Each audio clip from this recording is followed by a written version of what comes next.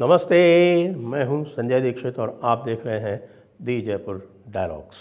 Channel को subscribe करें, video को लाइक करें, शेयर करें और पत्रम पुष्पम की सहायता करें हमको। जो स्क्रीन पर आपको QR दिख रहा है उसको स्कैन करके। यह है बहुत प्रसिद्ध पुस्तक all religions are not the same. अवश्य लें और रिव्यू भी लिखें अमेज़ॉन पर। हमारा अपना मर्चेंडाइज स्टोर आप लोग अवश्य विजिट करें। यहाँ पर आपको बहुत सारी नए ऑप्शंस मिल रहे हैं। ये देखिए, ये है 4 कलर्स में मंदिर वहीं बनाया है और इधर है 4 कलर्स में अयोध्या, काशी, मथुरा और साथ में और भी हैं आपके पास टी शर्ट ऑप्शंस। इधर है आपका शिव तांडव और इधर है ओम। राम मंदिर के चमत्कार सामने आने लगे हैं। देखिए, राम मंदिर के प्राण प्रतिष्ठा के समय आपको याद होगा, पहले तो रामानंदाचार्य जी, श्री रामभद्राचार्य जी के जो 1008 हवन कुंडों के यज्ञ में वहाँ पर उनके जो 75वें अमृत समारोह में बागेश्वर धाम जी महाराज के धीरेन्द्र शास्त्री जी पधारे थे। वहाँ से वो गए, आप देखिए कि सीधे रायपुर, और रायपुर में उनकी कथा थी। रायपुर में जो कथा हुई भाई, तो वहाँ पर कोई 8-9 लाख लोग आ गए और 8-9 लाख लोग आ गए। वहाँ तक तो ठीक था, मुख्यमंत्री जी भी आए। प्रबल प्रताप सिंह जूदेव का वहाँ जो उनके तत्वावधान में होता है, 1000 लोगों ने, कितने, 1000 लोगों ने घर वापसी की, जिसमें इस बार मुस्लिम भी थे।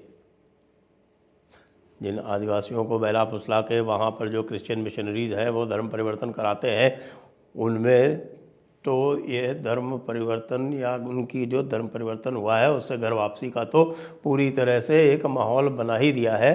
प्रबल प्रताप सिंह जी की मेहनत है। लेकिन जो चमत्कार हुआ, मैं मानता हूँ कि बागेश्वर धाम महाराज का तो एक कुछ दिव्य प्रताप है। उसके साथ साथ जो वो राम मंदिर से आशीर्वाद लेके गए, तो वो चमत्कार वहाँ साफ साफ दिखाई पड़ा। जो मिशनरीज द्वारा परिवर्तित कराए हुए थे उनका परावर्तन तो हुआ, साथ में मुसलमानों का भी हुआ। है ना कमाल की बात। 251 परिवार, 1000 व्यक्ति, पुरुष, नारी, बच्चे, तो है ना चमत्कार। अब आप रायपुर जैसे स्थान पर आप जानते हैं, रायपुर राजधानी है छत्तीसगढ़ की, और आप ये भी जानते हैं कि छत्तीसगढ़ में ये जो समस्या है क्रिश्चियन मिशनरीज वाली, वो बहुत विकट है। विशेषकर से जब एंटोनिया माइनो की सरकार चल रही थी वहाँ पर, बघेल साहब की, तो बघेल साहब वैसे तो बड़े नाटक करते थे। वो पूरा का पूरा जो है वो राम पथ बनवा रहे थे, ये सब काम कर रहे थे, लेकिन पीछे पीछे उन्होंने पूरी तरह से ग्रीन लाइट दे रखी थी मिशनरीज को। उस कार्यक्रम में अब बाधा पड़ने लगी है। यही नहीं, राम मंदिर के और भी चमत्कार हो रहे हैं। आपको ओरछा के राजा राम का ध्यान होगा। ओरछा मध्य प्रदेश में एक स्थान है, झांसी के अत्यंत निकट है, बिल्कुल उत्तर प्रदेश मध्य प्रदेश की सीमा से ही लगता हुआ है। और वहाँ राजा राम का मंदिर है। वहाँ पर अकेला ऐसा मंदिर है जहाँ पर राम राजा के रूप में विराजमान है। और बताते हैं कि ओरछा की महारानी जी जो थी उनको यहाँ से ले कर गई थी और उन्होंने प्रतिज्ञा की थी कि मैं जा रही हूँ अयोध्या, राजा राम मेरे साथ नहीं आए तो मैं प्राण त्याग दूँगी।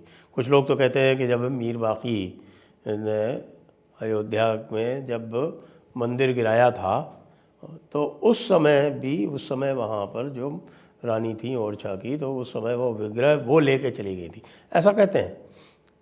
तो वहाँ राजा राम लोक का निर्माण हो रहा है और मुख्यमंत्री डॉक्टर मोहन यादव ने यह भी घोषणा कर दी है कि अब वहाँ पर वो राम गमन पथ बनाएंगे, क्योंकि राम गमन पथ तो बनेगा। देखिए, राम का जो वनवास हुआ था भगवान राम का, तो उनका जो पहला पड़ाव था वो चित्रकूट था। वो चित्रकूट जाके रुके थे। चित्रकूट, यदि आपको ध्यान हो तो चित्रकूट जो है वो मध्य प्रदेश और उत्तर प्रदेश के बॉर्डर पे है, सीमा पर है। उसमें से कई ऐसे स्थान हैं जो मध्य प्रदेश में पड़ते हैं, बल्कि जो चित्रकूट में जो मंदाकिनी नदी के किनारे के बहुत जो रमणीक स्थान है, जैसे तुलसी पीठ इत्यादि भी है हमारे रामभद्राचार्य जी, रामानंदाचार्य जी की, वो मध्य प्रदेश में पड़ती है। कामदगिरी जो है वो उत्तर प्रदेश में पड़ता है, आपको पता है वहाँ कामदगिरी है, उसकी परिक्रमा लगाई जाती है, तो वो कामदगिरी उत्तर प्रदेश में पड़ता है, लेकिन गुप्त गोदावरी इत्यादि सब मध्य प्रदेश में पड़ते हैं, और जो अधिकतर स्थान हैं वो भी मध्य प्रदेश में पड़ जाते हैं। तुलसी घाट है वो उत्तर प्रदेश में पड़ता है। तो ये उत्तर प्रदेश मध्य प्रदेश की सीमा का एक अद्भुत संगम है। फिर चित्रकूट से दंडकारण्य की जो यात्रा की थी भगवान राम ने, वह उनकी महाकौशल के क्षेत्र से हुई थी, और वो महाकौशल क्षेत्र भी मध्य प्रदेश में आता है। और वो महाकौशल क्षेत्र से होते हुए, दंडकारण्य होते हुए, वहाँ पे कई राक्षसियों का संहार करते हुए फिर वहाँ से फिर वो पंचवटी, यानी कि नासिक में जो पंचवटी है गोदावरी के तट पर, वहाँ जाके वो फिर उन्होंने प्रवास किया था। आपको ध्यान होगा कि जो कथा है जो सीता हरण की, वो पंचवटी से होती है। पंचवटी में जो शूर्पणखा आती है और उसको अचानक लक्ष्मण जी पर मोह हो जाता है, और फिर वो सीता को खाने के लिए दौड़ती है, और उस समय लक्ष्मण जी उसका जो है अंग भंग करते हैं। ये सारे कार्य पंचवटी में हुए थे।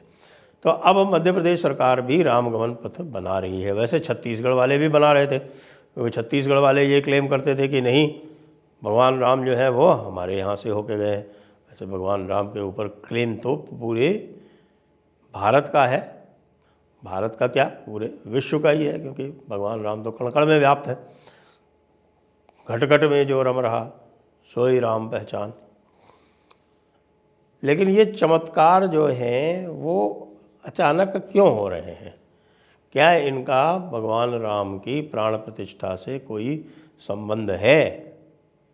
ये सोचने वाली बात है, क्योंकि आप लगातार देखिए शुभ संकेत आते जा रहे हैं। अच्छा, जिन्होंने प्राण प्रतिष्ठा की, जो लोग वहाँ पर प्राण प्रतिष्ठा में यजमान के रूप में उपस्थित थे, उनके लिए भी शुभ संकेत आते जा रहे हैं। अब नरेंद्र मोदी जी को ही ले लीजिए, वे वहाँ पे थे, यद्यपि प्राण प्रतिष्ठा जो है वो डॉक्टर अनिल मिश्र और पेजावर स्वामी जी ने की थी।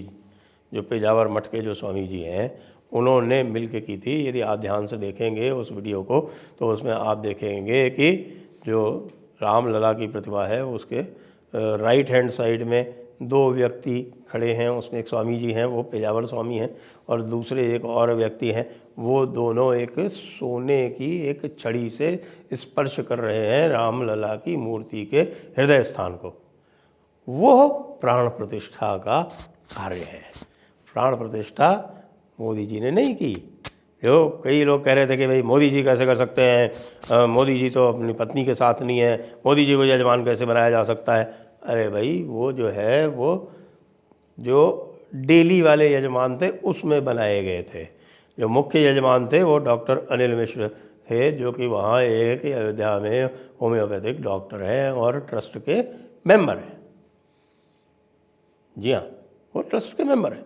तो अब आप ये देखिए कि मोदी जी को भी सुखद समाचार आने लगे, यानी कि बिहार की सरकार का पतन हो गया। जिसको लग रहा था कि भाई बिहार की सरकार जो है, लालू यादव की सरकार, वो सबसे बड़ी बाधा बन के और एक प्रकार से पूरे समाज में विद्वेष फैलाने का कार्य करने के लिए सबसे अधिक तत्पर खड़ी हुई वो लालू यादव की सरकार, वो ध्वस्त हो गई। अब कल नई सरकार आ जाएगी। कल मतलब इस समय रिकॉर्ड कर रहा हूँ मैं, लेकिन जब ये चल रहा होगा वीडियो, उस समय ये नई सरकार जो है वो आ जाएगी। तो ये भी क्या भाई कोई चमत्कार है? वैसे तो मोदी जी स्वयं अपने आप में चमत्कारी हैं, और कई तरह के चमत्कार जो है विशेषकर से राजनीतिक चमत्कार करते रहते हैं। लेकिन ये वाला जो मामला है, ये तो मैं सीधे सीधे जो प्राण प्रतिष्ठा में जो लोग उपस्थित थे उनको सबको मैं ये अब एक रिसर्च करने का सोच रहा हूँ कि भाई क्या जो लोग वहाँ उपस्थित थे उनके सबके जीवन में ही इसी प्रकार के चमत्कार तो नहीं हो रहे हैं। उत्तर प्रदेश में तो चमत्कार हो ही गया, भगवान राम वहाँ आकर विराज गए। इससे अधिक बड़ा चमत्कार तो और क्या हो सकता था। भक्ति की जो धारा इस समय बह रही है और भक्ति पूरी तरह से यह प्रेमाश्रयी भक्ति है। ये भक्ति भी दो प्रकार की बताते हैं, ज्ञानाश्रयी और प्रेमाश्रयी। तो ये जो प्रेमाश्रयी भक्ति है ये किसी तरह का जात पात नहीं देखती, ये किसी तरह का भेदभाव नहीं देखती। ये बहुत सारे लोग जो हैं वो कहते हैं ना कि साहब कि वो कबीरदास जी कह गए ओ कि भाई पावन पूजे हर मिले तो मैं पूजूं पहाड़। भैया वो ज्ञानाश्रयी मामला जो है ना वो चलता नहीं है। ये जो प्रेमाश्रयी भक्ति होती है इसके जो भाव होते हैं वो भाव सबको सारे विभेदों से, सारे भेदों से, सारे भेदभाव से दूर और ऊपर उठा के समालीन कर देते हैं।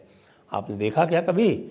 कम से कम उत्तर भारत में तो मैंने नहीं देखा कि कितने भी भक्ति मार्ग के जिसमें मंदिर है उसमें किसी प्रकार का किसी से भेदभाव होता हो ना, नहीं होता। तो वही राम मंदिर में भगवान राम की प्राण प्रतिष्ठा कई प्रकार के चमत्कार लेकर आपके सामने आ रही है और आगे आगे आप देखते रहिए कि कौन कौन से चमत्कार और होने हैं। जय श्री राम।